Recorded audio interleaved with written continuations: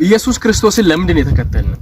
መጽሐፍ ቅዱስ ሲናገር በዮሐንስ ወንጌል ምዕራፍ 6 ላይ ኢየሱስ ክርስቶስ ከ5000 በላይ ለሆኑ ሰዎች በሁለት አሳና በአምስት እንጀራ ብቻ እንደመገባቸው ትመለከታላችሁ።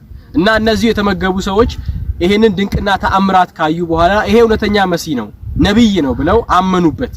ካመኑ በኋላ ግን ኢየሱስ ወደ ማዶ ከተሻገረ በኋላ እንዲሁ ፈልገውት ወደ ኢየሱስ ሄዱ።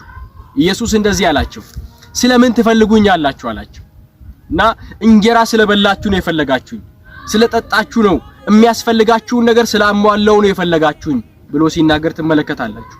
ከዚያ በኋላ እውነተኛው መብል እውነተኛው እንጀራ እኔ ነኝ፣ የሕይወት እንጀራ እኔ ነኝ፣ እኔን ብሉኝ ብሎ ሲናገር እነዚህ ሰዎች ወደ ኋላ እንዳፈገፈጉና ትተውት እንደሄዱ የእግዚአብሔር ቃል ይናገራል። ከዚያ ለተቀሩቱ ለጠራቸው ለደቀ መዛሙርቱ ዞሮ እንደዚህ አላቸው፣ እናንተ ልትሄዱ ትወዳላችሁ ወይ አላቸው።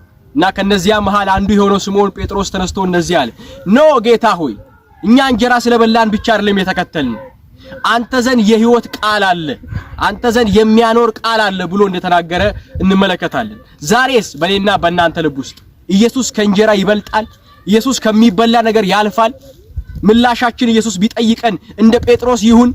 እግዚአብሔር በአብርሃም ቤት ውስጥ ከሰጠው ስጦታ ከይስሐቅ ይልቅ ይበልጥ ነበር፣ ከሳራ ይልቅ ይበልጥ ነበር፣ ይወደድ ነበር፣ ይከበር ነበር። ድምጹን አክብረው እግዚአብሔር ላላቸው ነገር ይታዘዙለት ነበር። በዚህ ዘመን ኢየሱስ ክርስቶስ በጴጥሮስ ልብ ውስጥ ከመብል ያልፍ ነበር፣ የሕይወት ቃል ነበር በጴጥሮስ ልብ ውስጥ። እኔ እንደዚህ ጸልይላችኋለሁ፣ ኢየሱስ ክርስቶስ በእናንተ ልብ ውስጥ ከመብል ይለፍላችሁ፣ ከመጠጥ ይለፍላችሁ። ኢየሱስ የሕይወታችሁ አንዱ አካል ሳይሆን ሕይወታችሁ ይሁንላችሁ።